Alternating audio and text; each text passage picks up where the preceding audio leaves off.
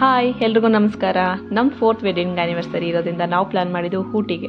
So ನಾವು Friday ನೈಟೇ 12 ಹೊರಟಿ 3 ಚನ್ನಪಟ್ಟಣಕ್ಕೆ ಹೋಗಿ ಅಲ್ಲಿಂದ 2 ಪೇರ್ನ ನಾವು ಗಾಡಿ ಹತ್ತಿಸ್ಕೊಂಡು ನಾವು ಅಲ್ಲಿ ಬಿಟ್ಟಾಗ 3:30 ಆಗಿತ್ತು.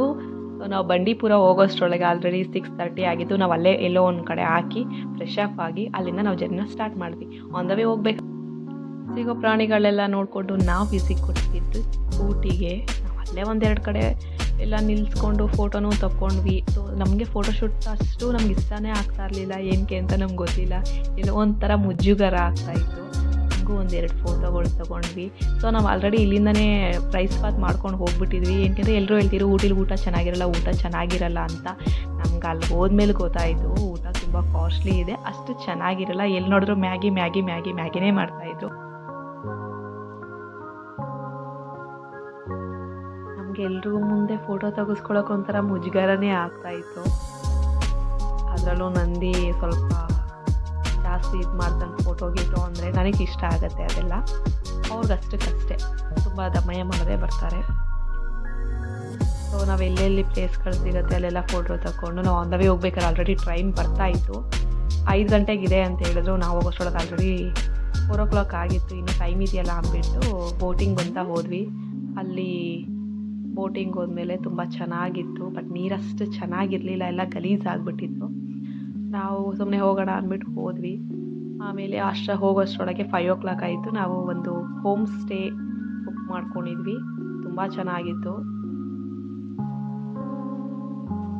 ಆಮೇಲೆ ನಾವು ಹೋಗೋಷ್ಟರೊಳಗೆ ಮಧ್ಯಾಹ್ನ ಊಟ ಮಾಡಿರಲಿಲ್ಲ. ನಾವು ಹೋಗಿದ ತಕ್ಷಣ ಇಡ್ಲಿ ಬುಕ್ ಮಾಡ್ಕೊಂಡ್ವಿ. ಸ್ವಿಗ್ಗಿ ಬುಕ್ ಮಾಡೋದು ಅಲ್ಲಿ ಬಿಟ್ಟಿಲ್ಲ ನಾವು.